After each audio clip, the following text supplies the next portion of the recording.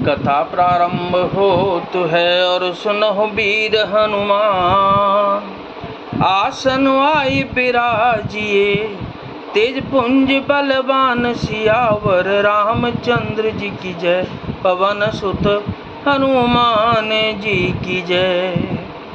हे देवराजेंद्र, श्री रामचंद्र जी के भक्त सदा दूसरों के हित में लगे रहते हैं। वे दूसरों के दुख से दुखी और दयालु होते हैं। फिर भरत जी तो भक्तों के शिरोमणि हैं, उनसे बिल्कुल न डरो। सत्य संध प्रभु सुर हितकारी, भरत राम आयस अनुसारी।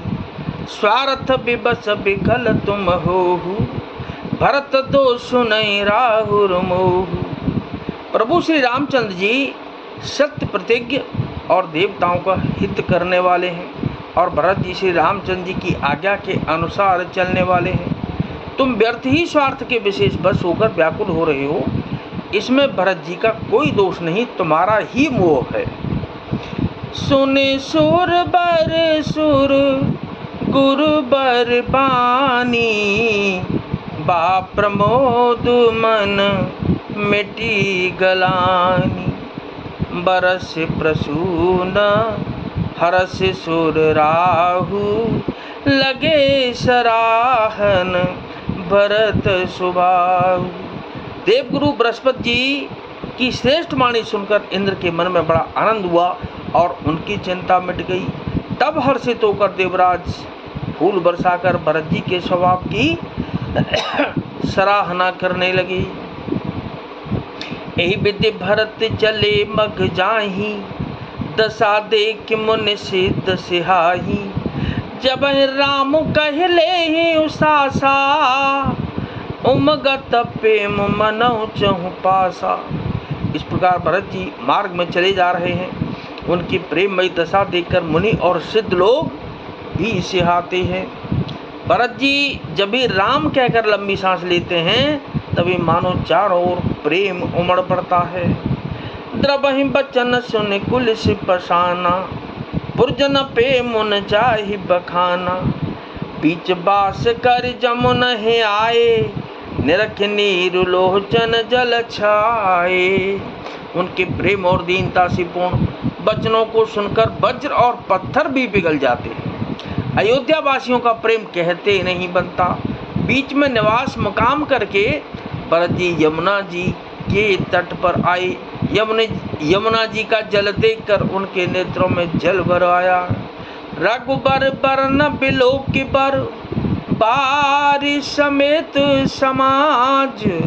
हो तो मगन बारिद बिरह, चढ़े विवेक जहाज सियावर। रामचंद्र जी की जय, पवन सुत हनुमान जी की जय। रघुनाथ जी के श्याम रंग का सुंदर जल देखकर सारे समाज सहित भरत जी प्रेम विवल होकर श्री राम जी के विरह रूपी समुद्र में डूबते डूबते विवेक रूपी जहाज पर चढ़ गए। अर्थात यमुना जी का श्यामवर्ण जल देखकर सब लोग श्यामवर्ण भगवान के प्रेम में विवल हो गए और उन्हें न पाकर विरह व्यथा से पीड़ित हो गए। तब भरत जी को यह ध्यान आया कि जल्दी चलकर उनके साक्षात दर्शन करेंगे। इस विवेक से वे फिर उत्साहित हो गए। जमुन तीर देह दिन कर बासु, बयौ समय सम सब सुपासु। रात ही घाट घाट की तरनी, आई अगणित जाहि न भरनी। उस दिन यमुना जी के किनारे निवास किया। समयानुसार सबके लिए खान पान आदि की सुंदर व्यवस्था हुई। निषाद राज का संकेत पाकर रात ही रात में घाट घाट की अगणित नावें वहां आ गईं, जिनका वर्णन नहीं किया जा सकता। प्रात पार भय एक खेवा, तो से राम सखा की सेवा। चले नहाय न दे सिर नाई, साथ निषाद नाथ दो भाई। सवेरे एक ही खेवे में सब लोग पार हो गए और श्री रामचंद्र जी के सखा निषाद राज की इस सेवा से संतुष्ट हुए। फिर स्नान करके और नदी को सिर नवाकर निषाद राज के साथ दोनों भाई चले। आगे मुनिबर वाहन आछे, राम समाज जाहि सब पाछे। तेह पाछे दो बंधु पया दे, भूषण बसन बेश सुट सादे। आगे अच्छी अच्छी सवारियों पर श्रेष्ठ मुनि हैं, उनके पीछे सारा राज समाज जा रहा है। उसके पीछे दोनों भाई बहुत सादे भूषण वस्त्र और वेश से पैदल चल रहे हैं। सेवक सुहृदय सचिव सुत साथा, सुमिरत लखन सिय रघुनाथा। जहाँ जहाँ राम बास विश्रामा, तहाँ तहाँ करहि सप्रेम प्रणामा।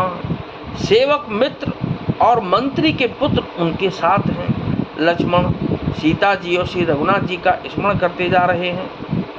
जहाँ जहाँ श्री रामचंद्र जी ने निवास और विश्राम किया था, वहाँ वहाँ वे प्रेम सहित प्रणाम करते हैं। मगवासी नर नारी सुने, धाम काम तज धाय। देखे स्वरूप स्नेह सब, मुदित जन्म फल पाए। सियावर रामचंद्र जी की जय, पवन सुत हनुमान जी की जय। मार्ग में रहने वाले स्त्री पुरुष यह सुनकर घर और काम का छोड़कर दौड़ पड़ते हैं और उनके रूप सौंदर्य और प्रेम को देखकर वे सब जन्म लेने का फल पाकर आनंदित होते हैं। कथा विसर्जन होतु है, विदा हो हनुमान।